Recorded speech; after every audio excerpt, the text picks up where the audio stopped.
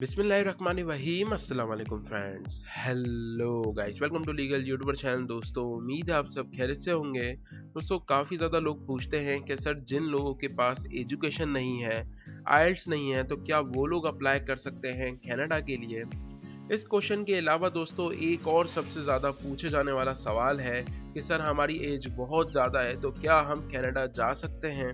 दोस्तों, ये सब सवाल का आंसर देने के लिए मैं आप लोगों के लिए कनाडा का प्रोविंस का एक प्रोग्राम लेकर आया हूँ, जिसके अंदर आपके सारे क्वेश्चंस के आंसर निकल जाएंगे।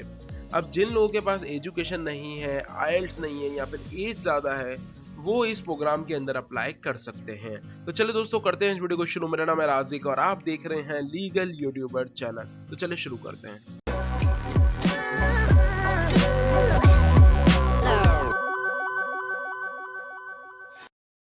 वीडियो को स्टार्ट करने से पहले दोस्तों बता दूं कि जिन लोगों ने अब तक चैनल को सब्सक्राइब नहीं किया तो या प्लीज नीचे राइट बटन होगा, उसको दबा दो, बेल को दबाना बिल्कुल मत भूलना, ताकि आपको मेरा हर नोटिफिकेशन सबसे पहले देखने को मिले। तो दोस्तों, आज हम बात करने जा रहे हैं उन लोगों के लिए जिन लोगों के पास आइल्स नहीं है, एजुकेशन नहीं है या फिर एज बिल्कुल ज्यादा हो चुकी है। अब वो बिल्कुल कनाडा इमिग्रेशन प्रोग्राम्स में अप्लाई कर सकते हैं, लेकिन आज हम जिस प्रोग्राम की बात करने जा रहे हैं उसकी कुछ रिक्वायरमेंट्स हैं जो आपने कंप्लीट करना लाजमी है। तो ये प्रोग्राम कनाडा के प्रोविंस ब्रिटिश कोलंबिया का प्रोग्राम है। दोस्तों, ब्रिटिश कोलंबिया का जो वेदर है वो भी काफ़ी ज़्यादा अच्छा है पाकिस्तानियों और इंडियंस के लिए। देखा जाए तो लोगों का बोलना है कि सर, हम किसी भी वेदर में रहने के लिए तैयार हैं, बस हमें कनाडा भेज दिया जाए। दोस्तों, वहाँ जाने के बाद आपको खुद फील होता है कि यार, अब ये मैं कहाँ आ गया। तो इसीलिए दोस्तों, आपने ये सब चीज़ें देखने के बाद ही अपने लिए प्रोग्राम सेलेक्ट करना चाहिए। तो अब ब्रिटिश कोलंबिया का जो वेदर है दोस्तों, वो बिल्कुल अच्छा है पाकिस्तानियों और इंडियंस के लिए। वो बिल्कुल सुकून से वहां पर रह सकते हैं। अब आज हम जिस प्रोग्राम की बात करने वाले हैं दोस्तों, उस प्रोग्राम का नाम है रीजनल पायलट प्रोग्राम। अब ब्रिटिश कोलंबिया का जो साइड एरिया है वो ज़्यादा एक्सपेंसिव नहीं है और आपने वहीं पे जो है वो इन्वेस्टमेंट करनी होगी। अब दोस्तों, इस प्रोग्राम के अंदर इन्वेस्टमेंट आपके पास होनी चाहिए। अब इन्वेस्टमेंट का मतलब ऐसा बिल्कुल नहीं है कि आपने वो पैसे मुझे देने हैं या किसी एजेंट को देने हैं, और ना ही कनाडा गवर्नमेंट को देने हैं। आपके पैसे आपके पास होंगे और आपने खुद जाकर वहां पर इन्वेस्ट करने होंगे।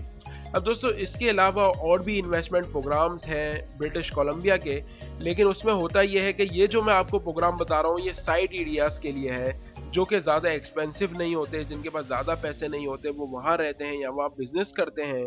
तो दोस्तों, जो बाकी प्रोग्राम्स हैं वो ऐसे हैं कि मेन सिटीज़ के अंदर है, जिसके तहत आपको इन्वेस्टमेंट काफ़ी बड़ी चाहिए होगी।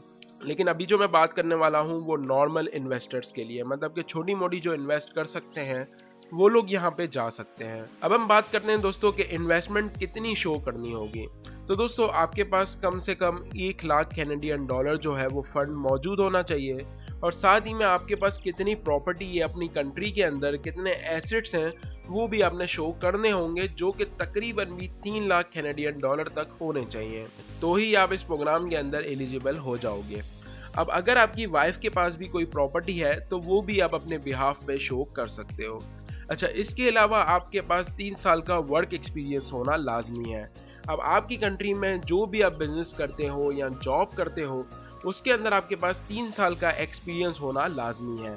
और साथ ही दोस्तों, आपके पास एनटीएन होना भी ज़रूरी है कि आप अपनी कंट्री में टैक्स पेयर हो। अब दोस्तों, आपके पास अगर बिजनेस है तो आपके पास 3 साल का एनटीएन पे होना चाहिए, और अगर आप जॉब करते हो तो आप अपनी कंट्री में 3 साल तक कितना टैक्स पे कर चुके हो उसका प्रूफ भी देना आपने लाजमी है। साथ ही दोस्तों, जो प्रॉपर्टी आप शो करोगे वो भी एनटीएन में रजिस्टर्ड होनी चाहिए। ऐसा बिल्कुल नहीं होना चाहिए दोस्तों कि वो एनटीएन में नहीं है और आप सिर्फ वीज़ा लेने के लिए कनाडा गवर्नमेंट को शो कर रहे हो, तो ऐसा बिल्कुल नहीं होगा। आप जो भी प्रॉपर्टीज शो करोगे, जो भी एसेट्स दिखाओगे, वो एनटीएन में रजिस्टर्ड होना लाजमी है। अगर आपके पास तमाम चीज़ें मौजूद हैं दोस्तों, तो उसके बाद होगा ये कि आपको एक सपोर्ट लेटर मिलेगा आपके रीजन से, मतलब आपके प्रोविंस से, और फिर आप अप्लाई कर सकते हो ब्रिटिश कोलंबिया में इस प्रोग्राम के थ्रू। अब जो आपको फर्स्ट टाइम वीज़ा दिया जाएगा दोस्तों, वो 2 साल का होगा। उसके बाद वो मोर एक्सटेंडेबल भी होगा, और साथ ही में इसी प्रोग्राम के थ्रू आपको पीआर भी इशू कर दी जाएगी। अब दोस्तों, बात करते हैं कि अगर आप अपने केस को मजीद स्ट्रॉन्ग करना चाहते हो तो उसके लिए क्या रिक्वायरमेंट्स होगी।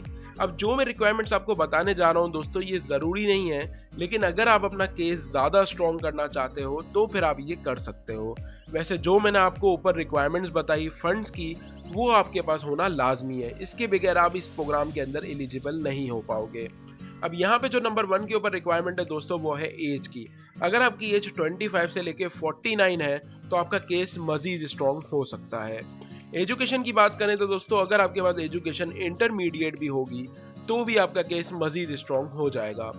आइल्स की बात करें तो दोस्तों, आइल्स आपके पास अगर 4.0 बैंड भी होगा तो भी आपका केस मजीद स्ट्रॉन्ग हो जाएगा।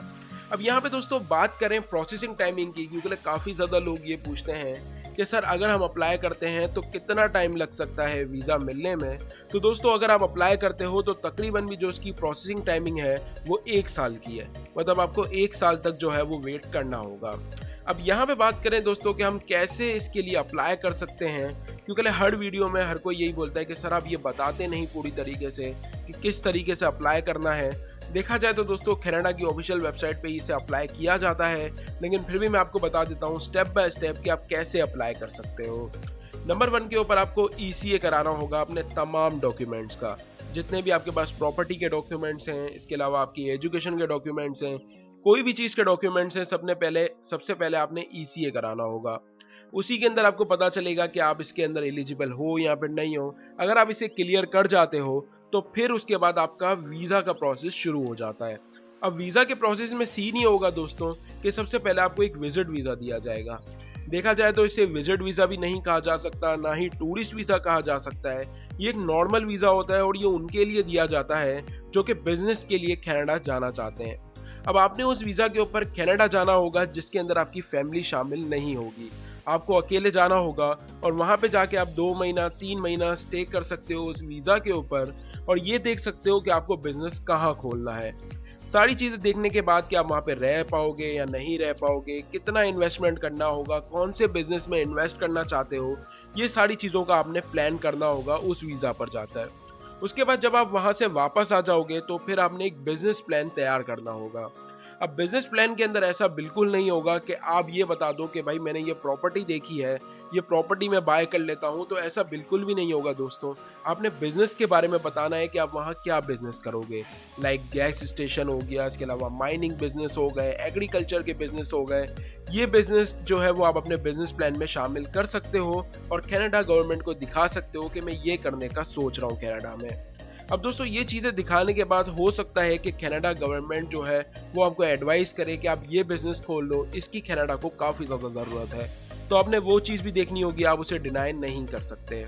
अब यहाँ पे दोस्तों हम बात करें फीस की, क्योंकि काफ़ी ज़्यादा लोग पूछते हैं कि सर इन प्रोग्राम्स के अंदर कितना खर्चा आ जाता है। तो दोस्तों इस प्रोग्राम के अंदर जब आप रजिस्ट्रेशन फीस जमा कराओगे तो वो $300 होगी। उसके बाद जब आप अपना केस पूरा सबमिट करवा दोगे डॉक्यूमेंट्स के साथ तो आपने $3,500 कैनेडियन डॉलर जो है वो साथ में सबमिट करने होंगे। अब ये जो फीस है दोस्तों, ये एक नॉर्मल लोगों के लिए है जो कि एजेंट वगैरह को हायर नहीं करते, ना ही किसी एजेंसी को हायर करते हैं।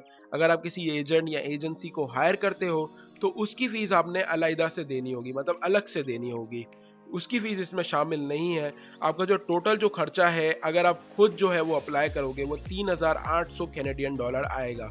अगर आप किसी एजेंट को शामिल करोगे तो उसकी जो चार्जेस होगी आपने पे करनी होगी। तो फ्रेंड्स ये था आज का प्रोग्राम। उम्मीद करता हूँ कि आपको वीडियो पसंद आई होगी। अगर कोई क्वेश्चन है तो नीचे कमेंट में पूछ सकते हो, मैं बिल्कुल रिप्लाई देने की कोशिश करूंगा। तो फ्रेंड्स उम्मीद करता हूँ कि वीडियो आपको पसंद आई होगी। अगर प्लीज़ पसंद आई हो तो वीडियो को लाइक कर देना, चैनल को जरूर सब्सक्राइब कर देना। मिलते हैं किसी नेक्स्ट इंटरेस्टिंग वीडियो में, तब तक के लिए गुड बाय।